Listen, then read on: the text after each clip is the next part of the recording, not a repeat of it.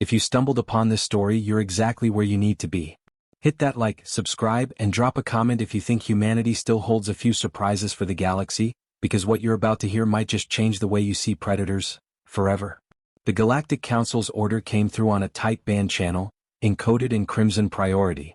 Every mercenary aboard the dropship went silent as the holographic seal flared to life, casting cold light over their armored faces.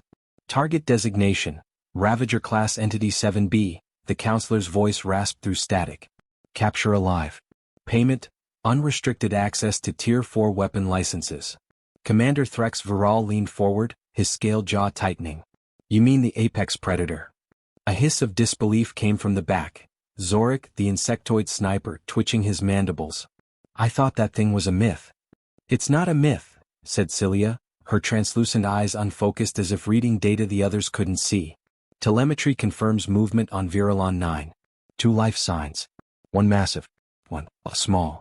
Threx's tail flicked, his tone dismissive. A calf perhaps. Or bait. Or dinner, Karan growled, the quadruped brute baring teeth that gleamed like forged steel. If it's what they say it is, it'll feed me for a cycle. The dropship's hull rattled as they entered the planet's atmosphere. Outside, the clouds rolled like bruised smoke, stained by lightning that looked alive. Beneath it stretched Virulon 9, an endless canopy of black-green jungle and fog-thick valleys. They descended into silence. No animal cries. No movement. The world was hushed as if the ecosystem itself held its breath. Threx scanned the horizon through the forward viewport. Spread formation once we hit the surface. Cilia, keep that telepathic link open. If this thing thinks, I want to know it before it knows us. Cilia frowned. If it truly thinks, Commander, we may regret that. The ship shuddered to a halt above the canopy. Metal cables whined as they dropped into the mist below. Zorik landed first, his multi-jointed legs absorbing the impact. He swept his plasma rifle across the clearing, nothing but damp soil and silence. Then came Karan, armor plates gleaming as he sniffed the air. Smell that, he muttered. Metal. Blood. And something burnt. The others followed, forming a half-circle. Their helmets flickered with scanning glyphs. Around them, the jungle showed scars. Trees stripped bare, the ground torn into furrows deep enough to bury a crawler tank. Zorik clicked his tongue. Whatever it is, it fights like it hates the world. Threx crouched beside a mark in the mud, a print the size of his chest, claw edges sharp as glass. He pressed a talon into it. Still warm. We're close. They moved deeper into the undergrowth. The light dimmed until their helmet lamps painted thin cones of artificial day. The air felt thick, wet, and charged, like the pause before a lightning strike. Commander, Cilia's voice trembled through the comm, I'm picking up echoes. Thoughts maybe. Violent but restrained. It's aware of us.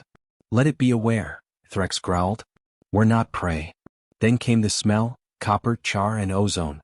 Zorik found the first body half buried beneath ferns. Or what was left of it. The armor bore the insignia of another guild.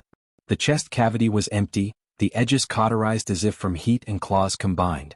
Council wasn't first to send hunters, Threx muttered. They didn't last long, Karan grunted, nudging a shattered helmet with his paw. The team pressed on, weapons raised. Every breath, every rustle became a warning. The forest was shifting, branches creaking not from wind but from weight. Cilia froze. It's here. Before anyone could react, the air changed, temperature dropping, sound fading. Then a shadow detached from the canopy above. Something enormous landed with a crack that made the ground quake. It stood twice Karan's height, muscles coiled beneath armor-like skin that shimmered faintly under their lights. Its head was ridged, its eyes burning with amber intelligence. It didn't roar. It didn't charge. It simply watched. Ravager Class Entity 7B, Threx whispered. Karnax. The name hung like a curse. Zorik steadied his rifle. Orders. Hold. Threx lifted a hand. It's guarding something. They followed his gaze. Behind Karnax, half buried in moss and roots, lay a smaller figure. Humanoid. Fragile. Breathing. Another species? Cilia murmured. Karan snarled. Then why protect it? Karnax shifted its stance, placing one clawed hand between them and the motionless body. The movement wasn't animal, it was deliberate. Protective. Cilia's eyes went wide. Commander, its mind, it's not thinking of attack. It's thinking of defense. Her voice broke into a scream. She clutched her head as psychic feedback hit her like a storm. Karnax's eyes narrowed. Zorik. Threx barked. Suppressive fire, now. The jungle exploded in light. Plasma bolts streaked through the mist, searing into the creature's hide. It barely flinched. Instead, it lunged, faster than sensors could track, snapping through cover, scattering mercenaries like toys. Karan swung his gauntlet blade and missed. The beast sidestepped, claws raking across his armor, sparks flaring. Zorik fired from above, shots precise, but Karnax moved like liquid muscle, always one step ahead. Then, amid the chaos, a sound cut through everything. A voice. Weak, human, but unmistakably commanding. Stop. Karnax froze mid-strike. Its head turned toward the prone figure. The humanoid, no, the man, was pushing himself up on one elbow, blood on his temple and a look of pure disbelief in his eyes. Eli Ward, the man rasped. Captain. Earth Exploration Division. For a heartbeat, the galaxy's deadliest creature obeyed that broken human's voice. Threx stared stunned. A human? Impossible. They went extinct before our grandfathers hatched. The human's gaze hardened. Guess someone forgot to send me the memo. Karnax stepped aside, still between him and the mercenaries, every muscle taut but calm. Its eyes flicked between Eli and Threx like a soldier awaiting orders. Zorik whispered, "It's protecting him." "No," Cilia murmured, voice weak from psychic strain. "It's bonded to him." Threx's jaw set. His mission was suddenly more complicated, and infinitely more valuable. He tapped his comm council command. "This is Vural. Update. Target located and accompanied. One additional organism. Human origin." Static answered him, then a single cold word, "Capture both." Threx lowered his arms slowly, studying the man who shouldn't exist and the monster that guarded him like kin. The jungle around them was silent once more, waiting for someone to move. Eli raised his eyes to meet the commander's. "You don't want to do this," he said quietly. Threx gave a slow, toothy grin. "On the contrary, human. I've never wanted anything more." Karnax growled, a deep, bone-rattling sound that made the mist tremble. The mercenaries tightened their grips on their weapons. And in that perfect stillness, where breath and death felt one heartbeat apart, the apex predator shifted its weight forward, ready to make the first move. The jungle held its breath as the human's words faded. Every mercenary's weapon tracked the same point, Karnax's glowing eyes. The apex predator didn't snarl or charge. It merely watched, chest rising in slow, deliberate rhythm as if gauging their intent. Commander Threx lowered his blaster a fraction, not out of mercy but calculation. "Human," he said, his voice low and cold. "You'll explain yourself before my patience runs out." Captain Eli Ward's eyes flicked between the mercenaries and the creature that stood before him like a wall of muscle and fury. He pushed himself to his feet, every motion labored, his breath ragged from the earlier impact. "If you shoot me, he'll tear through all of you before you have time to reload." Karan gave a guttural laugh that echoed through his helm. Big words from prey hiding behind a pet. Eli didn't flinch. "He's not my pet. And you're not ready for what happens if you make me prove it." The air pulsed with tension, a heartbeat of silence before Cilia spoke, her voice trembling as if she were speaking through a storm. "Commander, I can feel it. The creature, it's linked to him. Their emotions are overlapping." "Explain," Threx snapped. Her translucent skin flickered faintly under stress. "Fear. Loyalty. It's not protecting him because it was trained to, it's choosing to." That word choosing lingered like a toxin. Threx's claws tapped against his rifle as he considered. "Then the council will want both alive," he murmured. "One for study, one for dissection." Karan took a heavy step forward, blade shifting from his gauntlet with a hiss. "Alive or not, I'm done waiting." Eli saw the movement before Karnax did. He didn't shout, he simply raised one hand. The creature's head turned instantly, muscles tightening under its black hide. When Karan lunged, Karnax moved like a shadow breaking free of its anchor, catching the brute mid-swing and slamming him into the mud with a thunderous impact that sent shockwaves through the ground. Blaster fire erupted. Zorik fired from the treetops, shots slicing through the mist. Karnax twisted and ducked, claws carving through branches, tail sweeping out in a vicious arc that sent Threx crashing into a rock outcrop. The fight was a blur of precision and violence. Karnax didn't attack to kill. Each movement was controlled, surgical.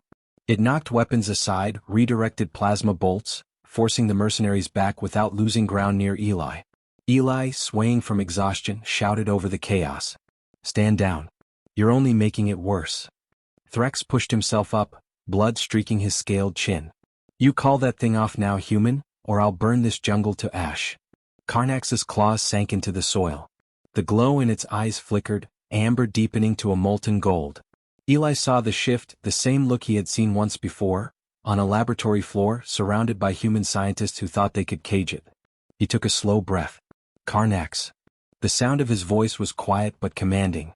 The creature stopped mid-motion, one arm still pinning Karan. For a heartbeat, all movement ceased. Eli took a step forward, placing a hand against the creature's forearm. That's enough. To the mercenaries it was madness, a human touching an apex predator. Yet Karnax obeyed, releasing Karan and rising to full height, claws retracting slightly as it exhaled a guttural sound that could almost be mistaken for restraint. Celia's breathing quickened, her eyes wide as she tried to process the psychic resonance. It's responding to him like a soldier to a commander. Eli didn't look at her. His gaze stayed locked on Threx. You came here for him. You don't even know what you're dealing with. Threx wiped blood from his mouth, his eyes narrowing. You're right about one thing. I don't. That's why the council will pay handsomely for the chance to find out. Then they'll pay with more than credits. Eli's tone held no threat, only certainty. Because if they touch him he won't stop. And neither will I. The words drew a murmur from Zorik. A human talking about vengeance. Haven't heard that in 1,000 cycles. Eli glanced at him. Then you've forgotten why you can still speak freely. My kind built the systems your council hides behind. Threx's tail lashed the air, impatience bleeding through command. Enough. He raised his rifle again, pointing it squarely at Eli. Both of you are coming with us. The council will decide what you're worth. Karnax shifted instantly, lowering its center of gravity. The tension returned like a storm ready to break. Eli's fingers curled into fists. You fire that and he won't stop until he's wearing your bones. Celia pressed her fingers to her temple, whispering fast. Commander, I can't hold its mind out much longer. It's like staring into a star. It's aware, thinking, planning. Then we end it before it decides to end us. Threx squeezed the trigger. The shot struck Eli's shoulder, spinning him sideways. Karnax roared, an unearthly bone-shaking sound that shattered what was left of restraint. The jungle exploded into chaos again. Karan barely got his weapon up before Karnax struck, slamming him back into the dirt. Zorik tried to retreat to higher ground, but a blur of black muscle snatched his rifle midair and crushed it to slag. Threx fired again, but the creature was already on him, claws closing around his weapon, twisting it in two. Karnax's face hovered inches from Threx's, hot breath fogging the commander's visor. Stop. Eli's voice broke through the noise, desperate and commanding. Karnax froze, still pinning Threx to the ground. The commander stared up at the human, realizing, too late, that the control wasn't one-sided. It wasn't dominance. It was trust. Eli staggered forward, blood dripping down his arm. He's not your enemy. Not unless you make him one. Threx's voice came out low, almost reverent. You tamed a ravager. Eli shook his head. You don't tame something that understands freedom. Silence returned, thick and uneasy. Steam rose from the scorched earth. The mercenaries exchanged uncertain glances, weapons half lowered. Karnax stood still, breathing heavy but calm, eyes never leaving Eli. Threx, pinned beneath the weight of revelation more than the creature's strength, met the human's gaze. The council will want to see this for themselves. Eli straightened as much as his wound allowed. Then they'll find us ready. He didn't need to say who us meant. Karnax stepped back beside him, its towering form like a living shadow drawn to a flame. For a moment, nothing moved except the drifting mist and the faint hum of their ship's distant engines. Then Threx gave a single silent nod to his squad. Weapons powered down, but not from surrender. This was calculation. Observation. The calm before another storm. Eli knew it too. His jaw set, his voice quiet. You're not done hunting, are you? Threx didn't answer. His cold smile was enough. The human turned away, hand resting briefly on the creature's hide. Karnax's eyes flicked toward the mercenaries, a silent promise burning behind them. When the team finally withdrew into the mist, the jungle swallowed their retreating footsteps. Eli stood in the quiet aftermath, breath shallow, blood drying against his torn sleeve. Karnax crouched beside him, lowering its head until their eyes met. Yeah, Eli whispered, his tone weary but resolute. They'll be back. Karnax rumbled in response, A low, thunderous sound that might have been a growl or a vow. The hunt, Eli knew, was only beginning. The fire burned low, casting shifting amber light across the clearing. Steam rose from the ground where blood had spilled hours before. Eli sat with his back against a fallen tree, shoulder bandaged with strips torn from his undersuit. Across from him, Karnax crouched in silence, massive claws resting on the earth, eyes flickering in the dim light. The creature's breathing was steady but deep, as if each exhale carried the weight of restraint. Eli watched the embers jaw tight. "You didn't have to hold back," he said quietly. "They would have killed us both." Karnax tilted its head, an oddly human motion. A low rumble vibrated in its chest, not quite a growl, not quite a word. Eli had long stopped needing translation. He understood. The beast had held back for his sake. "They'll call for reinforcements," Eli continued. "The council doesn't quit. They think they own everything that breathes." A flash of movement caught his eye, the faint shimmer of light on Karnax's forearm. Beneath the skin, a small scar glowed, pulsing faintly blue. Eli looked down at his own wrist, where a matching implant hid beneath flesh and scar tissue. Their link. A relic from the old Terran labs. He had installed it himself, back when the experiment still had a name, Project Behemoth. He had once been proud of that project, the culmination of humanity's greatest ambition, to connect with what they feared most. Not to destroy but to understand. But it hadn't gone as planned. He could still smell the antiseptic halls of the research station orbiting Europa Prime. The air had reeked of sterilized ambition. Scientists in white suits had argued over containment protocols while the creature inside the observation dome paced like a living weapon. The apex predator had been everything they'd hoped for. Adaptable, lethal, aware. Too aware. Eli had been the first to see the intelligence behind its eyes. The others saw a specimen. He saw a mirror. They tested its limits with hunger, pain, and isolation, and when it retaliated, the council had called for termination. But Eli couldn't do it. Something in the way it watched him, waiting, understanding what death meant, he couldn't pull the trigger. Instead, he cut the power to its containment field and opened the door. The escape had been chaos. Alarms, gunfire, gravity failing in the corridors. Karnax hadn't fled alone. It had stayed close, carving a path through soldiers to clear his escape route. That was the first time Eli realized it wasn't a monster at all. It was a soldier, just one that humanity had never meant to create. Now, in the hush of Virilon 9, that same soldier sat before him, silent but alert. The jungle had accepted them as part of its rhythm. Two survivors clinging to borrowed peace. "You remember it too, don't you?" Eli said. "The lab. The glass walls. The way they watched us like we were the ones in cages." Karnax's eyes softened. It leaned slightly closer, the ground quivering under its weight. Eli felt the echo in his implant, a pulse of acknowledgement. "Yeah," he murmured. "We made it out. Not many did." A voice drifted from the darkness. "Touching story." Eli was on his feet instantly, gun raised. Karnax turned with a hiss, muscles tensing. From between the trees, a figure emerged. Cilia, the telepath, her form faintly luminous beneath the moonlight. Her armor was cracked, one arm bound with improvised wrappings.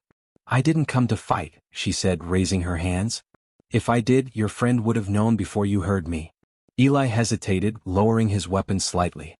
"You followed us." "I had to," she said softly. "Threats won't stop. The council's already rerouting ships. They think you're the key to controlling it." She glanced at Karnax. "And him." Eli studied her warily. "You're not here to help me. You're here to figure out what we are." Cilia's expression wavered. "I linked with it earlier. I felt its mind. It's not supposed to feel. And yet," she hesitated. "It fears for you." Karnax's low growl rolled through the clearing. Cilia flinched but didn't back away. "I don't need a telepath to tell me that," Eli said. "You saw what the council wants. You know what they'll do if they get their hands on him." "I do," she admitted. "That's why I'm warning you. They'll burn this moon to ash before letting you vanish again." Eli's eyes narrowed. "Then they can choke on the smoke." Cilia stepped closer, her voice quiet but urgent. "They're not afraid of it, Captain. They're afraid of you. A human commanding something the council can't control, every system will see that as a threat." Eli let out a bitter laugh. "Good. Maybe it's time they remember who built their council in the first place." The statement hung heavy between them. Humanity had vanished long before most of the current galactic species had evolved spaceflight, but its ruins still powered their cities, its code still governed their AI systems. The council owed its existence to the ghosts of Earth, yet it had scrubbed their name from history. Celia looked down, voice almost a whisper. They'll erase you again. Permanently this time. Then they'll have to catch me first. Eli turned away, adjusting the bandage on his shoulder. Go back to your commander, tell him to stop chasing legends. Celia hesitated. You can't keep running forever. Eli met her gaze. I'm not running. I'm teaching them what happens when you corner something that's done hiding. For a moment she seemed to understand. Her eyes softened and she took a step back into the shadows. If you survive, Captain, remember this. Empathy terrifies the powerful more than violence ever will. She vanished into the mist, leaving behind only the whisper of her words and the faint shimmer of psychic residue. Eli turned to Karnax. The creature's gaze followed the direction she'd gone, then returned to him, questioning. She's right about one thing, Eli said. They won't stop. But neither will we. Karnax leaned closer, exhaling a slow breath that stirred the embers between them. The warmth brushed Eli's face, and for the first time since the council's hunters arrived, he allowed himself to feel the smallest thread of calm. He looked up at the stars breaking through the canopy, scattered like old memories across a black sky. Somewhere up there the council was watching, calculating, readying another strike. They'll come with everything they have, he murmured. But this time we won't wait for them. Karnax's eyes glowed faintly, twin mirrors of determination. The bond between them pulsed once, steady, strong, and unbreakable. Eli smiled faintly. Let them call us monsters. It's easier than admitting we're better than they ever were. The fire burned low again, its light dimming as night reclaimed the clearing. Above the canopy, unseen ships began to slip from orbit, engines whispering like ghosts across the stars. The hunt wasn't over. It had only changed direction. And this time the prey would be ready for the predators. The air above the jungle shimmered with heat as the first council gunships broke through the cloud layer. Their engines roared like thunder, scattering flocks of metallic avians into the dawn haze. Eli watched from the ridge, one hand resting on Karnax's forearm. The creature crouched low beside him, every muscle coiled in silence. They had seen this kind of assault before. The council never sent scouts twice. They sent an army to finish what pride couldn't. You can still run, Eli murmured. Disappear into the deeper valleys. Karnax's golden eyes met his, unblinking. The creature didn't move, didn't need words to make its choice known. Eli exhaled, half a laugh, half a sigh. Yeah. I didn't think so. Below them, plasma fire ignited the tree line. The jungle screamed, birds, insects, beasts, everything fled the unnatural noise. The mercenary dropships descended in formation, armored silhouettes against the rising sun. At their center flew a command skiff bearing the council emblem, a crimson sigil of authority that once represented order. Now it was little more than a symbol of fear. Threx Viral stood at its prow, scars from his last encounter still fresh. His eyes burned with the cold determination of a man who had seen his beliefs cracked open and now sought to restore them by force. Through a scoped lens Eli studied him. He brought the whole nest, he muttered. He wants a trophy this time. Karnax let out a low growl, scanning the terrain. The beast's senses painted a battlefield invisible to human sight. Vibrations through soil, the faint whine of approaching drones, the pulse of plasma reactors beneath metal hulls. Then we give him a war he'll never forget, Eli said. He pulled a battered data core from his belt and slid it into the control port of his wrist gauntlet. The interface flickered to life, displaying Terran command code, ancient and elegant, still incompatible with modern systems. He smiled faintly. You wanted to know what humanity left behind, Threx. Let me show you. A faint tremor rippled through the ground. Deep beneath the jungle, buried machinery hummed to life, Terran relics long abandoned but never truly dead. Karnax's implant pulsed once, syncing with the network. The first blast hit moments later. A gunship opened fire on their ridge, plasma bolts cutting molten scars into the rock. Eli dove behind cover, shouting over the roar. Now! Karnax launched forward with impossible speed, leaping into the open sky. He collided with the nearest dropship, claws slicing through armor as easily as flesh. The ship spun out of control, spiraling into the trees. Flames swallowed the wreck. On the ground, Threx barked orders, his troops forming defensive lines. Drones swarmed upward, filling the air with mechanical shrieks. Karnax tore through them, each movement a symphony of calculated violence. Eli used the distraction to activate the relic system fully. Across the valley, ancient turrets emerged from the earth, their metal shells overgrown with moss and vine. They pivoted as if waking from centuries of sleep, scanning for threats. The first turret locked on. Beams of pale blue light erupted across the clearing, cutting through the air with surgical precision. Council soldiers dove for cover, their armor no match for technology crafted in humanity's prime. Threx's voice bellowed through the chaos. "Disable those weapons. I want the human alive." Eli ducked a plasma burst and fired back, his rifle humming with energy. He wasn't a soldier anymore, but the instincts hadn't left him. Every shot was placed with purpose. He wasn't trying to win a war, just to survive long enough to make the galaxy remember what it feared.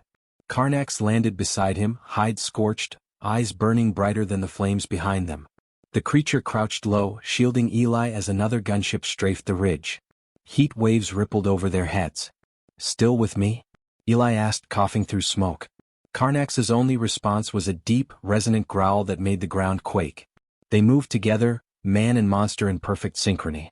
Eli directed the turrets through his wrist console, while Karnax carved through soldiers who strayed too close. It was a rhythm born of trust, not command.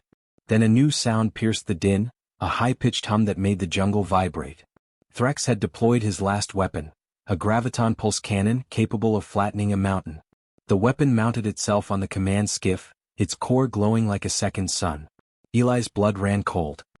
"He's going to collapse the ridge." Karnax turned, understanding before the words were finished. It bounded down the slope toward the cannon, each stride shaking the ground. Soldiers scattered, but Threx stood firm, eyes fixed on the creature. "You should have stayed extinct," the commander hissed, firing the cannon. The beam struck Karnax mid-charge, sending a shockwave across the valley. Trees shattered, dust and light filled the sky. Eli was thrown backward, the world spinning into chaos. His gauntlet flickered, warning lights screaming as his systems overloaded. When the haze cleared, Karnax was still standing, barely. Smoke rose from its scorched hide, but its eyes still glowed, defiant. It took another step toward Threx, dragging its claws through the dirt. Threx fired again, but the weapon sputtered, the ancient Terran interference scrambling its targeting matrix. Eli staggered to his feet, clutching his gauntlet. "Override code, Alpha 9, he whispered, fingers shaking as he entered the command. The crashed gunship's remains came alive, their reactors pulsing in unison. Energy arced between them, forming a field that wrapped around the skiff.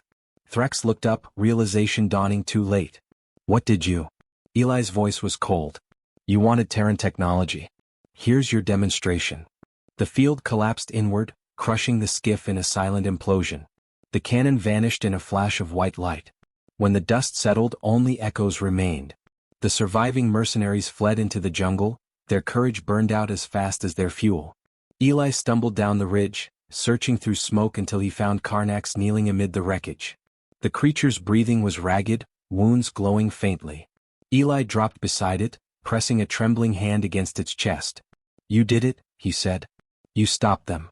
Karnax's gaze met his, the golden light dim but steady. A low rumble escaped its throat, a sound like relief. Eli smiled weakly. "Guess humanity's not the only stubborn species left." He looked out over the ruined valley. The air shimmered with heat, the once living jungle now scarred and blackened. Somewhere above, he knew, the Council's satellites were already transmitting everything that had happened. Let them see, he thought. Let them understand what loyalty looks like.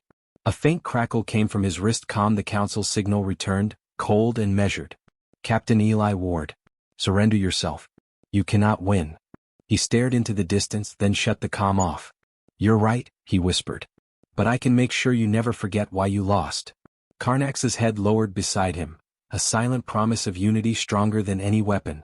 The smoke thinned, revealing streaks of light on the horizon, the first signs of dawn breaking through the ash. Eli sat in the quiet aftermath, the predator's massive form at his side, and knew this wasn't an ending. It was the pause before the next strike, the breath before history decided which side of it would survive. The jungle was silent again, but not with peace, only exhaustion.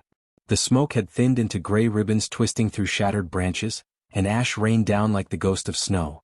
Eli leaned against a half-buried piece of wreckage, his armor cracked and smeared with blood, his and Karnax's both. The apex predator lay beside him, chest rising slowly, each breath rattling through lungs built for war and wilderness. They had survived. But survival had a price. Eli stared out over the ruined valley, once green and humming with life, now a black wound under the dawn. "They'll send more," he said quietly. "They always do." Karnak shifted, claws digging into the dirt. His voice, low and guttural, carried a tone Eli had learned to understand, defiance mixed with warning. He was right. The council's pride would never let this loss fade quietly into the archives. Eli forced himself to stand. The data core on his wrist gauntlet blinked weakly, still recording. Every shot fired, every order barked by Threx, every scream of surrender, it was all there. Proof. Evidence that the council's obsession with control had driven them to unleash hell on a single human and his so-called monster. He turned to Karnak. "You gave them a fight they'll never forget. But now we give them something worse." Karnak tilted his head, curious. Eli smiled faintly, the kind that never reached his eyes. "The truth." The sky above rumbled, an approaching fleet. Small this time. Fast interceptors, maybe reconnaissance units sent to assess the damage. Eli knew they wouldn't land without authorization, not after what had just happened. But they'd scan, record, and transmit. If he played it right, the council's own systems would carry his message straight to their core worlds. He keyed in a command on the gauntlet. The Terran interface flickered to life again, symbols streaming across the cracked display. "Broadcast all channels," he ordered. A faint hum filled the air. The gauntlet synced with the surviving relics scattered through the valley, ancient Terran transmitters now feeding off their own dying reactors. Karnak rose beside him, looming like a living shadow. Eli's voice carried through the static. "This is Captain Eli Ward of the Terran Expeditionary Corps. To the Galactic Council, your operation on Delta V12 is over. You sent hunters to capture a weapon. You found a guardian instead." He glanced at Karnak, who met his gaze without flinching. "You call him an apex predator. You were wrong. He's not the galaxy's deadliest creature. He's its most loyal." The transmitters pulsed brighter, pushing the signal far beyond the planet's horizon. "You say humans are extinct, scattered, forgotten. Maybe we are. But if a single one of us can teach your monsters to protect instead of destroy, then we're not gone. We're just waiting." The wind shifted. The jungle groaned. A metallic screech echoed across the ridge as one of the wrecked gunship's cores began to overload. Eli turned, realizing too late that the self-destruct protocol had activated. He sprinted toward Karnak, shouting, "Move!" The explosion tore through the valley. The shockwave hurled him backward, searing heat clawing at his skin. He hit the ground hard, gasping, ears ringing. The air filled with dust and flame again. For a moment, everything went white. When the world returned, it was quieter than before. He tried to rise, but his leg refused. Smoke curled around him like fog. "Karnak," he called, voice rough. A dark shape moved through the haze, massive, limping but alive. Karnak pushed through debris, one arm dragging, the other reaching for Eli. The sight hit him harder than the blast. This creature, forged for killing, was fighting its own nature just to keep him breathing. Eli reached out, his hand finding the predator's claw. Their grips locked. "You stubborn bastard," Eli muttered with a broken laugh. "You were supposed to run." Karnak's gaze softened, if such a word could ever fit something born of claws and fury. The faint glow in its chest pulsed once, slow and strong. Eli glanced at his gauntlet. It was still active, sparking, the data stream continuing despite the damage. "The broadcast still going," he murmured. "They're seeing all of it." Above them, the clouds parted, revealing 3 council ships in high orbit, massive silhouettes like watchful eyes. Eli knew they were watching, analyzing, calculating what to do next. He raised his arm, forcing the signal's volume higher. "To whoever's listening, remember this. The council fears what it doesn't control. It feared Karnak because it couldn't chain him. It feared me because I didn't kneel." The calm crackled. A voice came through, uncertain, almost human. "Captain Ward, you are ordered to stand down. You're injured. We can extract you safely." He laughed softly. "You don't get it, do you? I don't need saving. I just needed you to see." He looked at Karnak again, the creature now crouched low beside him, watching the ships above. "They'll come for us," Eli whispered. "But when they do, the galaxy will already know whose side it should be on." Karnak turned its gaze to the horizon where the jungle met the sea of clouds. The light caught its scales, reflecting gold against the ruin. It made a sound, half roar, half vow, and the sky answered with thunder. Eli managed to pull himself to his feet, leaning heavily on the creature. Together they walked through the wreckage toward the treeline where faint green still clung to life. Behind them, the council fleet hovered in silence. They could fire. They could erase the valley entirely. But they didn't. Somewhere, in the sterile halls of power, someone was watching the footage, seeing a human and a monster standing side by side, and hesitating. Eli knew that hesitation was enough. A seed of doubt had been planted in the council's perfect machine. He turned one last time toward the valley. "They'll call us dangerous," he said quietly. "Maybe they're right." Karnax lowered his head, a deep growl rumbling like distant thunder. Eli smiled. "Then let them hunt danger." As they disappeared into the mist, the last Terran beacon flickered and died, its message already echoing across countless worlds. An image of a burned jungle, a broken man, and the beast that chose to protect him. Far above, the council ships turned slowly, retreating into the clouds without firing a single shot. In the silence that followed, the jungle began to breathe again. A faint rustle, a distant bird call, life stubbornly returning to what the war had tried to erase. And somewhere in the chaos of orbiting data streams, a single human transmission repeated endlessly across the galactic network. "Humanity sleeps, but not alone." The feed cut to static, leaving the council and the galaxy to wonder if what they'd just seen was a warning, or the beginning of something much greater.